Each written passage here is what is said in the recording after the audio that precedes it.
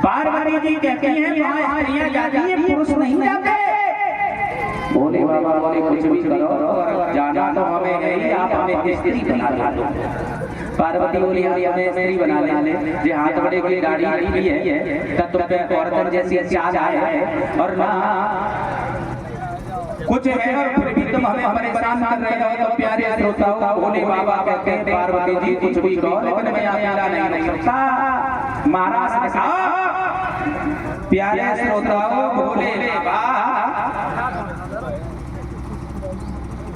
मैया पार्वती से जब जिद खाते हैं तो पार्वती जी भोले बाबा का श्रृंगार करती हैं, मर्द से जनाना बनाती है भोले बाबा को। साड़ी पहनाई है भोले बाबा का शरीर इतना लंबा चौड़ा है बड़ी साड़ी छोटी पड़ जाती है, मुंह ढाका तो पीठ खुल जाता है, पीठ ढाका तो खुल जाता है, बड़ी आफत है। भोले बाबा से पार्वती जी ने कहा साड़ी पहनने को ससुर ना है तो महाराज देखने जाओ। भोले बाबा बोले पार्वती कुछ भी करो लेकिन महाराज दिखाओ। आज हाथों में अंगुलियां अंगूठी, पैरों में पायल, घुटने में लेटे, यानी 16 श्रृंगार किए। और श्रृंगार करने के बाद में भोले बाबा को लेकर के पार्वती जी चली और चलते चलते आज कहाँ आई जहाँ महाराज ससुराल वहाँ। और जब महाराज में आई है तो गोपी एक दरवाजे पे बैठी, उसने रोक लिया और पूछा कहाँ रहती हो? पार्वती बोली हमें नहीं जानती, कैलाश पर्वत से आई हूँ।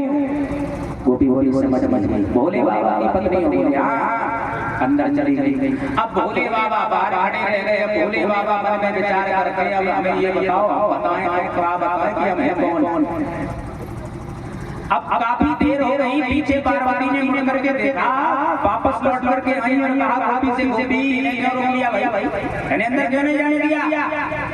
गोपी बोली तुम्हें तो हम जानते हैं कि तुम कैलाश पर्वत से आई हो, भोले बाबा की पत्नी हो, लेकिन एक बात बताओ मुझे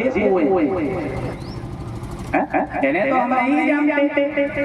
तो पार्वती जी भैया के दो गोपी इन्हें नहीं जानते, ये जो है ना कोई केयर नहीं। तो पार्वती समझाती है और भोले बाबा से कहते हैं कि बताओ क्या क्या तुम हो कौन? भोले बाबा इशारा में कहते हैं जो मर्जी आए वो कह दो, अंदर तक ले चलो तो हम देखेंगे। तो पार्वती बात बदल गई और पार्वती ने कहा नहीं जानती, ये जो है ना कोई केयर नहीं है, कौन है तो का सुनो ना, ये जो है ना क्या है पार्वती हमारे पुत्र बड़ी बड़ी है ना कि मेरे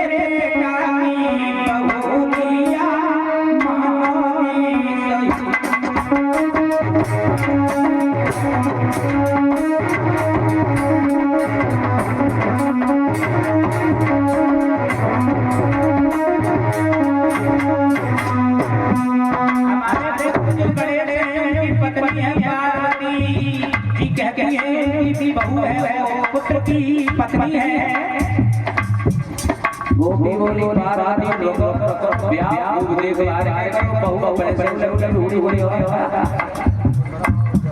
गोपी बोली कोई बात नहीं रेवा हो गया तुमने बुलाया भी नहीं तो गोपी को समझाती है बात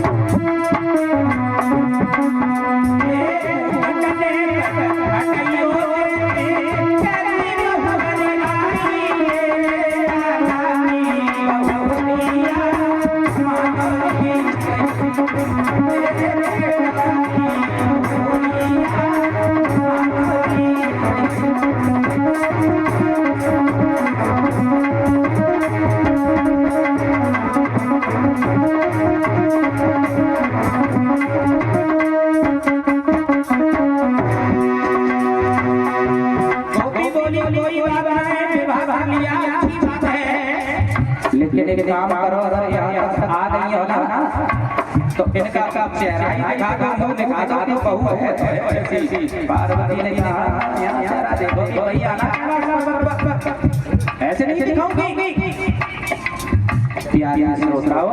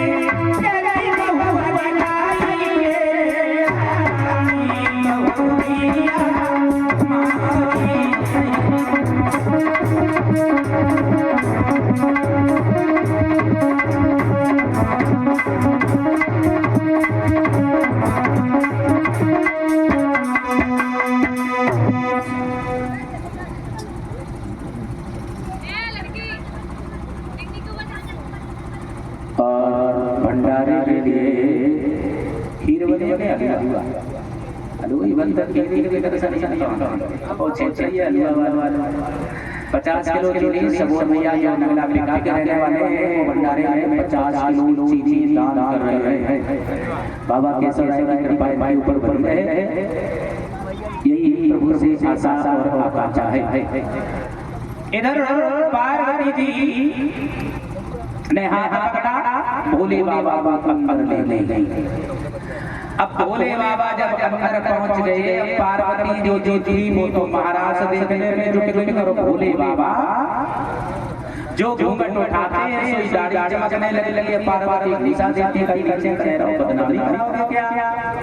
काफी देर हो गई, भोले बाबा ने मन में विचार किया है कि यहाँ तक आए हैं और भगवान का महाराज से आनंद नहीं देख पाया, आना ही बेकार हुआ।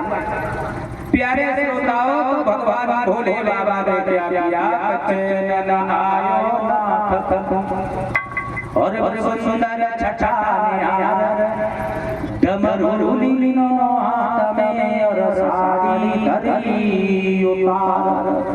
भगवान भोले बाबा ने साड़ी को उतारा, डमरू लिया हाथ में, बजाना प्रारंभ किया। और मन में वो बात आई है, ऐसा लगता है गोपियां इसके पीछे दीवानी हो चुकी हैं। कैसे नाच रहा है